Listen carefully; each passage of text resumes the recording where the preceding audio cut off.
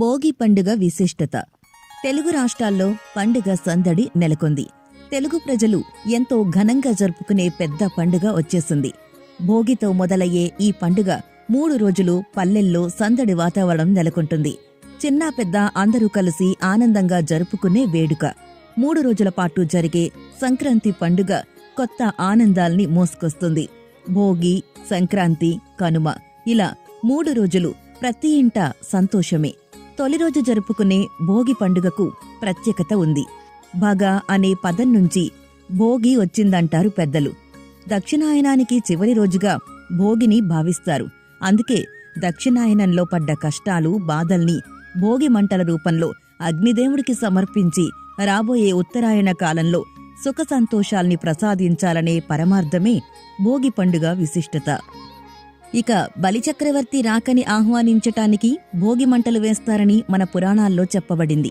కృష్ణుడు ఇంద్రుడికి ఒక పాఠం నేర్పుతూ గోవర్ధన పర్వతం ఎత్తిన పవిత్రమైన రోజు ఇదే.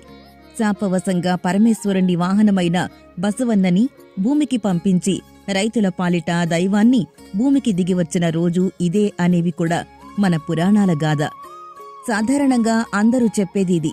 చలికాలం కనుక వెచ్చదనం కోసం మంటలు వేస్తారని. కాని నిజానికి భోగి మంటలు వెచ్చదనం కోసం మాత్రమే కాదు, ఆరోగ్యం కోసం కూడా. ధనుర్మాసం నెలంతా ఇంటి ముందు పెట్టిన గొబ్బెమ్మల్ని పిడకలుగా చేస్తారు. వాటినే ఈ భోగి మంటల్లో వాడతారు. దాని నుంచి వచ్చే గాలి అందరికీ ఆరోగ్యాన్నిస్తుంది. పాతకు స్వస్తి, కొత్తకు ఆహ్వానం.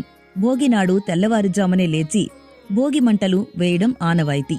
ఆవు పేడతో తయారైన పిడకలు, మామిడి, రావి, మేడి చెట్ల అవశేషాలు, తాటాకులు లాంటివి భోగి మంటల్లో వేస్తారు. అంతేకాదు, ఇంట్లోని పాత వస్తువుల్ని కూడా భోగి మంటల్లో వేస్తుంటారు. అంటే పనికిరాని చెత్త ఆలోచనలకు స్వస్తి పలికి కొత్త మార్గంలోకి పయనించాలని దీని అర్థం. దక్షిణాయనం నుంచి ఉత్తరాయణం ప్రారంభం కానుండటంతో కాలంతో వచ్చే మార్పుల్ని ఆహ్వానించటానికి సిద్ధంగా ఉండాలని బోధించేదే భోగి పండుగ. ఇది ఒక రకంగా అగ్నిదేవుడికి ఆరాధన, మరొక రకంగా గాలిని శుద్ధి చేస్తూ వాయుదేవునికిచ్చే గౌరవం కూడా. భోగిరోజు చేసే బొమ్మల కొలువు, ముత్తైదువులతో పేరెంటం కూడా చేస్తారు. ముఖ్యంగా భోగి పండుగ రోజు పెద్దలు తమ ఇంట్లోని చిన్నారుల తలపై రేగిపళ్లు పోస్తారు. భోగిపండ్ల కోసం రేగుపండ్లు, చెరుకుగడలు, బంతిపూల రెక్కలు, చిల్లర నాణేలు వాడతారు. కొందరు శనగలు కూడా కలుపుతారు. రేగిపళ్లను పిల్లల తలమీద పోయడం వల్ల శ్రీమన్నారాయణుడి దివ్య ఆశీస్సులు లభిస్తాయని భావిస్తారు. భోగి పండ్లు పోయడం వలన పిల్లల మీద ఉన్న చెడు దృష్టి తొలగిపోతుంది.